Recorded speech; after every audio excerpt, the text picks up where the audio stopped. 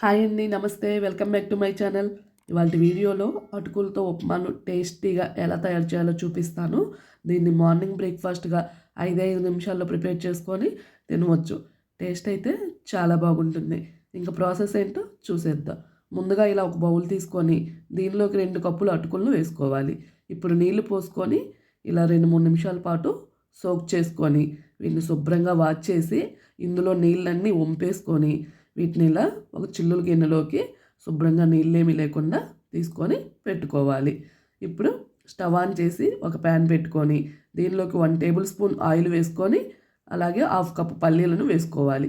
అలాగే ఇలా ఒక 10 జీడిపప్పులను తీసుకొని వీటిని ఫ్రై చేసుకోవాలి. ఇవి ఇలా కొంచెం ఫ్రై అయిన తర్వాత 1/2 టేబుల్ స్పూను పచ్చిశనగపప్పును, 1/2 టేబుల్ స్పూను మినపగుండ్లను, 1/2 టీ స్పూను ఆవాలను, 1/2 టీ స్పూను జీలకర్రను వేసుకొని ఇలా వీటన్నిటిని ఫ్రై చేసుకోవాలి. ఇలా ఈ విధంగా ఫ్రై అయిన తర్వాత ఇందులోకి ఒక మీడియం సైజ్ ఆనియన్ను ఇలా చిన్న ముక్కలుగా కట్ చేసుకొని వేసుకోవాలి. అలాగే కొంచెం కరివేపాకును కూడా వేసుకోవాలి. ఒక పచ్చిమిర్చిని కూడా ఇలా చీలికలుగా కట్ చేసుకొని వేసుకోవాలి. పచ్చిమిర్చిని మీరు స్పైస్ని బట్టి తీసుకోవాలి.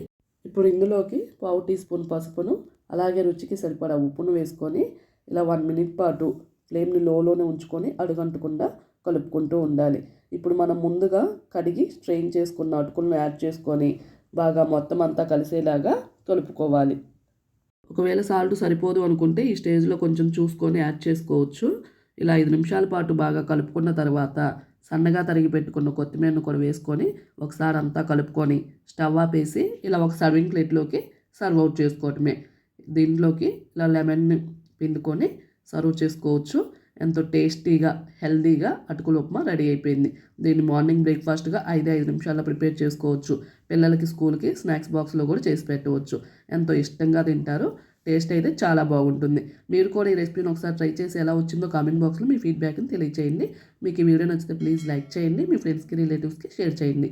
పక్కనే ఉన్న బెల్ ఐకాన్ను సబ్స్క్రైబ్ చేసుకోండి. Thank you for watching.